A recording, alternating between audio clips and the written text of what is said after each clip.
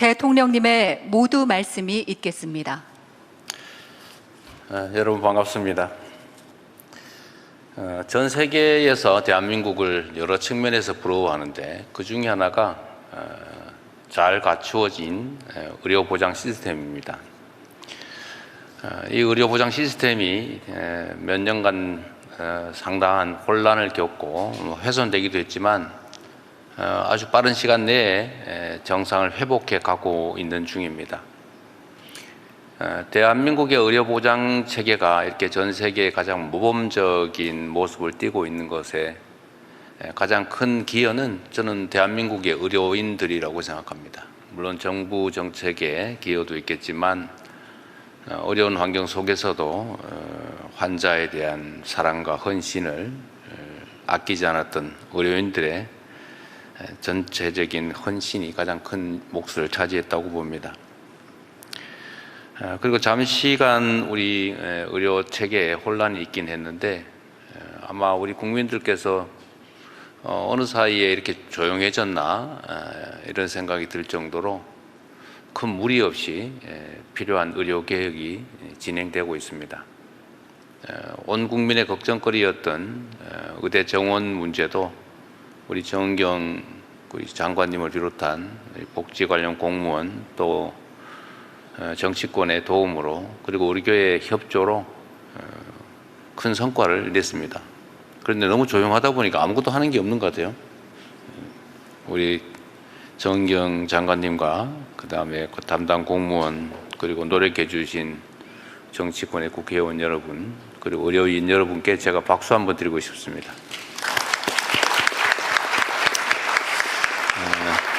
사실 이게 개혁이라고 하는 게 쉽지가 않죠. 기존에 가지고 있던 이해관계도 있는데 이걸 조정해야 되고 이해관계의 조정은 필수적으로 빼앗기는 측이 있게 되죠.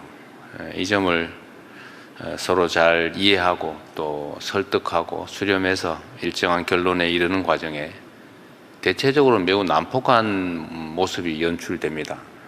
그러나 그렇게 하지 않고 원만하게 서로를 존중하고 조정하면서 일정한 합의에 이르는 것은 모두의 노력이 필요합니다. 그리고 인내도 필요하죠. 그래서 이번 전체가 다 완료된 건 아니지만 의료계획의 중요한 부분을 차지했던 의대 정원 문제나 또 공공 지역 필수 의료 확보의 문제가 이렇게 상당한 진척을 이루게 된 것은 매우 큰 아주 바람직한 성과라고 생각합니다. 보통 우리가 개혁하면은 울고 싸우고 시끄럽고 그다음에 대결하고 대립하는 것들을 상정하는데 그러지 않고도 대화와 설득을 통해서 충분히 일정한 결론에 이르게 될 수 있다는 점을 이번 의료개혁 과정에서 저는 증명했다고 생각합니다. 그건 대한민국의 역량을 보여주는 것이기도 합니다. 그리고 앞으로 우리가 가야 될 길이 멀죠. 여전히 의료 차별이라고 할까? 이런 것들은 사실 상당히 대한민국에 많고 더군다나 악화되고 있습니다. 특히 지방의료, 필수의료, 공공의료 부분이 상당한 문제가 발생되고 있죠.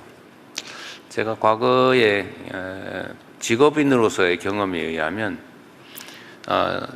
참 의료인들 힘들겠다. 제가 그 산부인과 의사 상대로 손해배상 소송을 해본 일이 있는데 그때 느꼈던 것이 제가 교과서에 나오는 의사가 해야 될 의무 이런 것들을 쭉 나름 이제 검토해서 이런 의무가 있는데 이 사건에서는 이런 의무를 지키지 못했기 때문에 이건 의료 과실이다라고 해서 그걸 증명해서 결국은 제가 이기긴 했어요. 근데 그때 당시에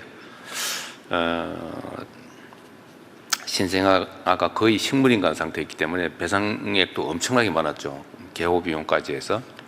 그러면서 사실은 제가 재판에서 이기긴 했는데 그때 든 생각이 이 교과서에 있는 대로 다 하려고 그러면 이 돈으로는 도저히 할 수가 없는데 그러니까 소위 이제 인정되는 의료 수가라고 하는 게 있지 않습니까? 그건 5분 단위로 무슨 산소 포화도를 체크해야 되고 맨날 지키고 있어야 되는데 할 수가 없는 거예요. 그걸 하면 그때 당시에 인정된 치료비로는 도저히 그렇게 할 수가 없어요. 이러다가 산부인과 가서 안 하고 싶겠다 이 생각이 들었는데 결국은 십수년이 지나면서 현실이 되고 말았습니다. 산부인과에서 요새 상과를 안 하려고 그런다면서요.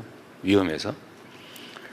그래서 그때 든 생각이 내가 법정에서 이렇게 의사의 과실을 주장하고는 있긴 하지만 이 과실, 즉 주의 의무를 지키기 위해서 필요한 기본적인 여건이 갖추어져 있냐, 이건 아닌 것 같다. 오히려 국가가 배상해야 되는 거 아닐까, 뭐 그런 생각을 제가 한 때가 있었는데, 지금도 그 경험 때문에 현장의 의료인들이 이런 위험 영역에서 회피하고 싶어하는 그런 심정을 상당 정도 이해를 합니다. 그리고 또 한 가지는 이런 측면들도 있죠. 무슨 의료사고가 발생하면 법정에서는 이기기가 어렵다 보니까 사실 매우 어렵거든요. 그 병원 앞에 진치고 이렇게 뭐 시위하고 망신 주고 괴롭히고 막 이런 게 또 일상이어서 분쟁이라고 하는 게 이런 방식으로 접근하고 해결되는 게 과연 맞느냐, 이런 생각도 해본 일이 있습니다. 그러다 보니까 이제 또 위험한 수술 이런 걸 또 안 하게 됐죠. 결국 최근에 생긴 일종의 공공의료 공백이나 아니면 뭐 필수 의료 공백, 뭐 지방의료 공백은 경제적 측면이 좀 강하니 그렇다 치더라도 이 두 가지 문제는 제도적으로 보완이 돼야 근본적인 문제 해결이 되겠다, 그런 생각을 하게 됐습니다. 지금도 그 생각은 변함이 없어요.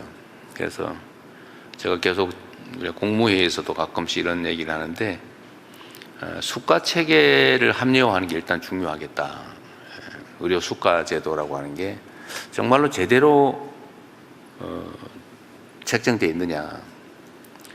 또 한 가지는 공공의료를 확장을 하려면 국가 공동체의 책임을 확실히 강화해야 되겠다. 이거 개인의 돈을 버는 영역으로 다 남겨두고 거기에 도덕과 공적 책임을 요구하는 것이 과연 유효한가, 이런 생각도 하게 됐습니다. 그런 문제도 좀 고민을 같이 해보면 좋겠습니다. 그래서 공공의료 필수의료 문제는 정부의 책임을 좀 강화하는 방향으로 우리가 정책 검토를 계속하고 있고, 또 그 측면에서 의대 증원도 지금은 지역으로 조금만 증원했다고 하신 거죠. 지역 의사제로만 증원했습니다. 네. 그게 일종의 타협안이었는데 또 5년 지난 다음엔 또 필요한 영역을 강화할 수가 있겠죠. 지방의료 부분은 뭐 우리가 모두 알고 있는데 전국이 전부 서울 인근에 큰 병으로 몰리고 있다고 합니다. 수요와 공급이 다 한쪽으로 몰리고 있는 상황이죠. 어떻게든지 이 문제를 해결해야 되는데 이 해결 역시도 결국 공적 역할을 강화하는 데서 가능할 것이다, 이렇게 생각합니다. 뭐 의료 문제만큼 우리 국민들의 삶에 영향을 미치는 부분도 없고, 또 우리 국민들이 관심 가지는 중요한 영역 중에 하나입니다. 우리가 지방에 어떤 정주 여건을 만들어야 지방도 발전하고 또 지방의 산업도 유치되고 균형 발전이 된다라고 할 때 그 객관적 여건 중에 가장 또 중시되는 것 중에 하나가 의료 분야라고 합니다. 예를 들어 뭐 교육도 있겠고 문화 부분도 있겠고 뭐 여러 가지 있겠지만 결국은 의료 상황이 어떠냐, 나와 내 가족들이 아플 때 또는 필요할 때 충분한 의료 환경이 보장되느냐, 이게 또 중요하다고 해요. 그래서 지역 균형 발전 측면, 또 지역 균형 발전을 위한 정주 여건 개선에서도 의료 환경 개선이 핵심적인 요소다라고 분석이 되고 있습니다. 하여튼 오늘 아주 복잡한 문제, 쉽지 않은 문제인데 이런 어려운 상황을 개선하기 위한 좋은 의견들 내주시길 바라고요.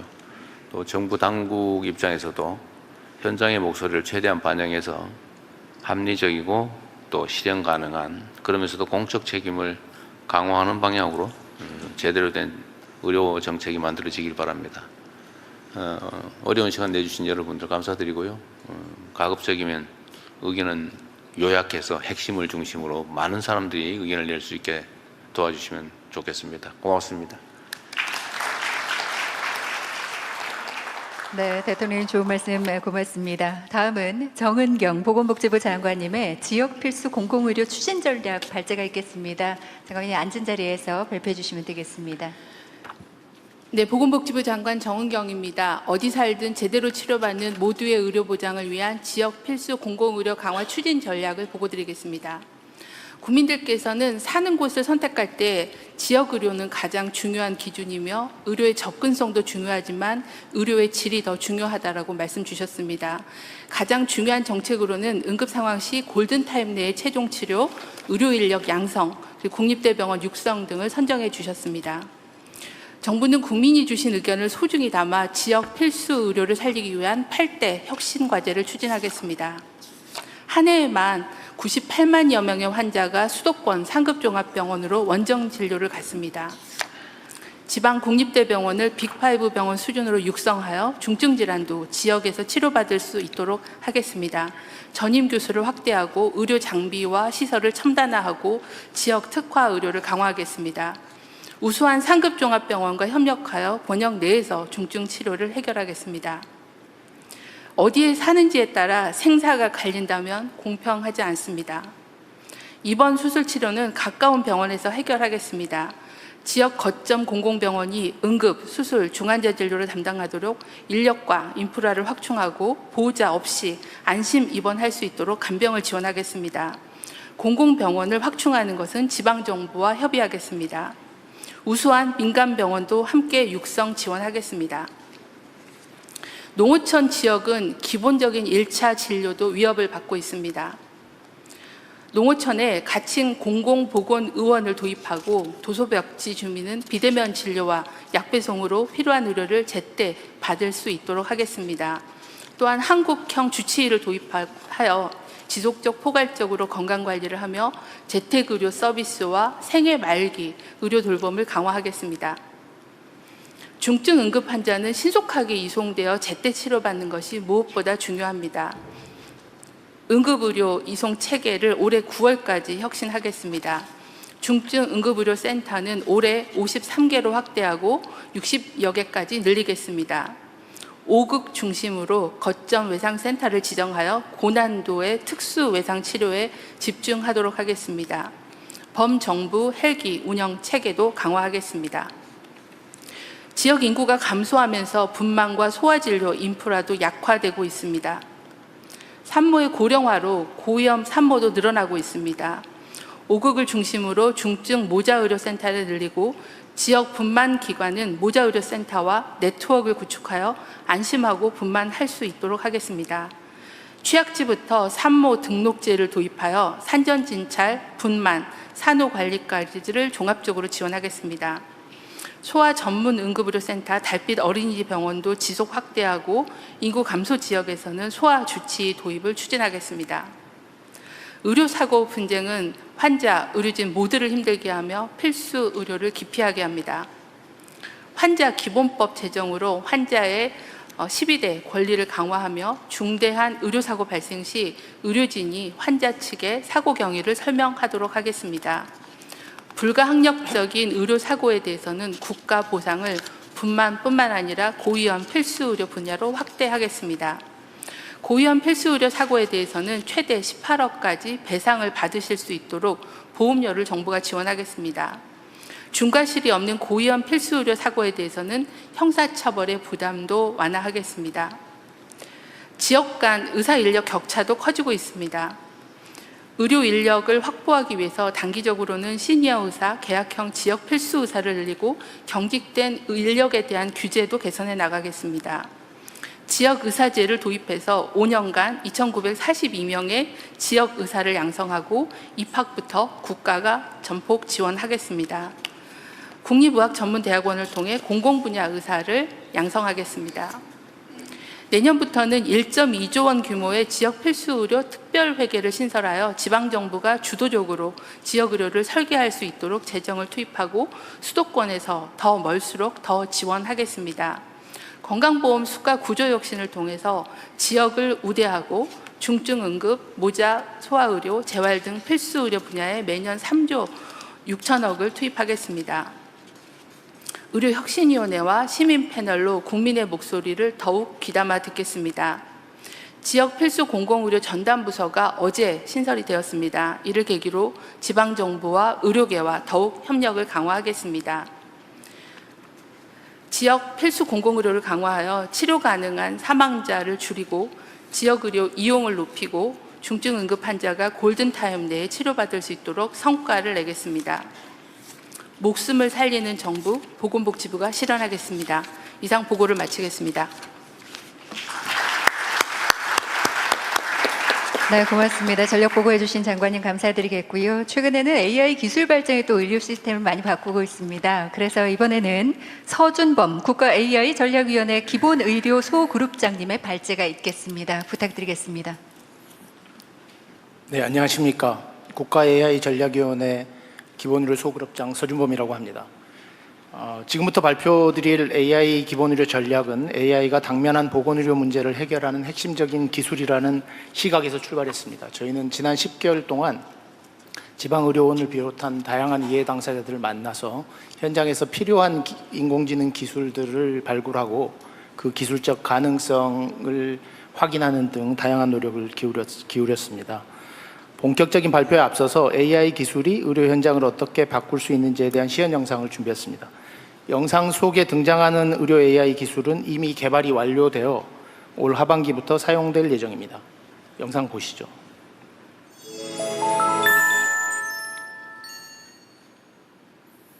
정말. 자, 여보, 왜 이래요? 머리가. 괜찮아요? 여보세요? 남편이 쓰러졌어요. 평범한 일상 속 찾아온 위급한 순간, 환자의 골든타임은 흐르고 있습니다. 어르신, 성함이 어떻게 되실까요? 그러면 양팔을 앞으로 한번 들어보시겠어요? 왼쪽 팔이 움직이지 않으시네요. 보호자분, 어르신께서 평상시에 드시던 약이나 앓고 계시던 질환이 있으실까요? 혈압약이랑 당뇨약 드셨어요. 평소엔 괜찮았었는데 왜 갑자기 이렇게. 환자 바이탈 체크하겠습니다. 혈압 180에 120, 맥박 110, 산소 포화도 95%, 호흡수 30, 체온 36도입니다. 환자 증상을 파악하는 대화는 AI가 실시간으로 수집하며 이를 바탕으로 중증도를 자동 분류합니다. 프리케이타스 레벨 2 급성 뇌졸중 의심입니다. AI 추천 병원으로 이송 요청하겠습니다. 수집된 환자 정보는 응급실 의료진에게도 공유되며 의료진은 이를 확인해 환자 수용 여부를 결정합니다. 뇌졸중 의심 환자 들어옵니다. CT 준비해 주세요. 네. 환자가 이송되는 동안 AI는 병원 내 장비와 의료진을 배치합니다. 구급대원은 이제 유선 연락을 반복하지 않고도 환자를 빠르게 병원으로 연결합니다. 선생님, 환자분 좌측 마비가 심해진 것 같아요.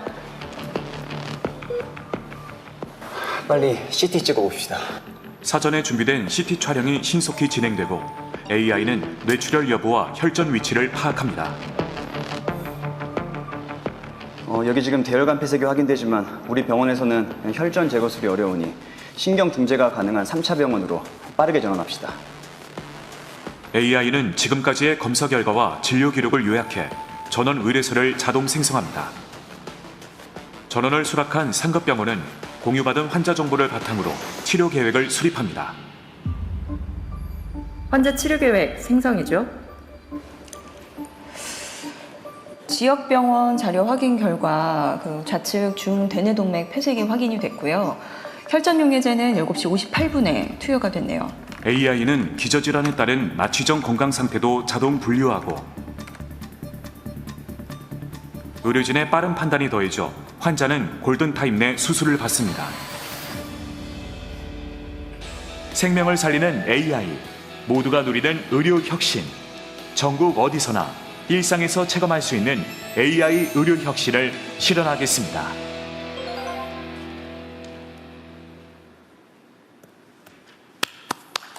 잘 만드셨는데. 영상에서 나온 김영수 환자분의 슬기로운 건강 생활은 더 이상 먼 미래가 아닙니다. 앞으로는 아프기 전에 AI로 건강을 관리하고 동대의원에서 빠르고 정확한 AI 진단이 활용될 것입니다. 병원 내에서 24시간 환자 모니터링과 회원 후 일상 관리까지 AI가 건강한 삶을 도와주게 될 것입니다. 이러한 일상을 앞당기기 위해서 국가 AI 전략위와 관계부처는 지난 10개월 동안 AI 기본의료 전략을 마련했습니다. 국민이 일상에서 체감하는 AI 의료 혁신과 이를 뒷받침할 지속적인 AI 전환 기반 마련에 중점을 두었습니다. 과제별로 핵심 내용을 보고 드리겠습니다. 첫째, 동네 의원과 보건소의 변신입니다. 2025년 기준 공중보건의사가 없는 보건지소가 730여 곳에 달할 정도로 취약지 주민의 건강관리 공백이 발생하고 있습니다. 진료를 보조하고 건강관리를 돕는 AI를 동네 의원과 보건소에 적극 보급하겠습니다. 도서 지역에서도 방문 간호사가 AI의 도움을 받아 원격 자문의사와 협진할 수 있도록 하겠습니다. 둘째, AI를 활용하여 응급 환자 골든타임을 지키겠습니다. 응급 상황에서 구급대가 병원마다 일일이 전화로 문의하지 않도록 AI가 환자의 중증도 분류와 적정 병원 이송을 돕고 응급실 내의 진료에서도 인공지능이 의료진의 신속하고 바른 의사결정을 지원합니다. 셋째, 내 건강기록과 함께하는 환자중심 진료체계를 완성하겠습니다. 국민 AI 건강비서가 어려운 진료기록과 검진 결과를 알기 쉽게 설명해주고 맞춤형 건강 가이드까지 제시합니다. 병원을 옮길 때마다 종이와 CD로 의무기록을 복사해 가거나 재검사를 하는 것을 없애고 앞으로는 개인들의 건강기록을 정보 시스템을 통하여 병원 간 공유합니다. 다음은 지속가능한 AX 기반 마련 분야입니다. 전국의 모든 공공병원이 최첨단 AI를 활용할 수 있도록 공공의료 AI 고속도로를 만들겠습니다. 공공병원의 전산 시스템도 최신화하여 최첨단 AI를 활용할 수 있도록 하겠습니다. 다섯째, 병원 시스템의 혁신입니다. 병원 업무 전체를 에이전틱 AI로 지원하는 지능형 병원 시스템을 개발하겠습니다. 아울러 5대 권역의 AI 특화 병원을 중심으로 차세대 기술을 실증하고 글로벌 진출까지 도모하겠습니다. 여섯째, 우리나라의 보건의료 데이터를 이용하여 독자 파운데이션 모델과 연계한 한국형 의료 AI를 개발하겠습니다. 이를 통하여 보건의료 분야부터 AI 데이터 주권을 실현하겠습니다. 마지막으로 안전한 AI 활용을 위해 데이터 오남용 유출 방지 체계와 의료 AI 윤리 보안 가이드라인을 마련하겠습니다. 아울러 연구개발 인프라 투자를 확대하고 공공 AX 지원을 확대하며 적정한 보상 방안을 마련하여 의료기관의 AI 확산을 뒷받침하겠습니다. 인공지능만으로 당면한 지역 필수 공공의료 문제를 모두 해결할 수는 없습니다. 그러나 AI 전환과 함께 해야만 현재의 문제를 해결하면서 동시에 미래로 나아갈 수 있습니다. 대통령님께서는 취임 1주년 기념사에서 AI를 일상에 전면화시킨 첫 번째 국가, 모든 국민과 지역이 기술혁신의 혜택을 고루 누리는 기본사회를 말씀하셨습니다. 그 사회로 가는 첫 걸음을 AI 기본 의료로 열겠습니다. 감사합니다. 네, 고맙습니다. AI 기술로 보다 빠르고 정확한 의료 시스템의 혁신을 이뤄낼 것으로 기대를 하고 있습니다. 자, 그럼 지금부터 본격적으로 참석자와의 대화 시간을 갖겠습니다. 지역, 필수, 공공의료에 대한 의견이 골고루 나오기를 기대하면서 저희가 자리를 지역의료, 필수의료, 공공의료로 구분을 했습니다만 물론 세 분야가 서로 뗄 수 없는 긴밀히 연결되어 있다는 것을 알고 있습니다. 효율적인 진행을 위해서 나누어뒀음을 말씀드리겠습니다. 그리고 혹시 발언하신 내용 외에 추가 의견이 있으신 분들께서는 미리 저희가 나눠드렸는데요. 의견 수렴 카드를 작성해 주시면 저희가 추후에 정부에서 취합해서 답변 드릴 예정입니다. 그럼 지금부터 본격적으로 참석자와의 대화 시간 갖겠습니다. 되도록 핵심만 간략하게 말씀 주시면 감사드리겠고요.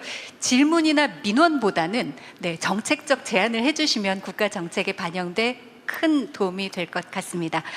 먼저 오늘 주제입니다. 지역 필수 공공의료와 관련된 제언을 들어보고자 합니다. 발언 원하시는 분들께서는 손을 들어주시면 저희가 마이크 전달드리겠습니다. 네, 많은 분들께서 주셨는데요. 가장 먼저 주신 것 같아요. 네, 전달드리겠습니다. 소개 먼저 부탁드립니다. 네, 안녕하십니까. 저는 을지대학교 의과대학에서 근무하고 있는 나백주라고 합니다. 그리고 지금 이제 오시죠. 좋은 공공병원 만들기 운동본부라고 하는 곳에서도 활동을 하고 있습니다.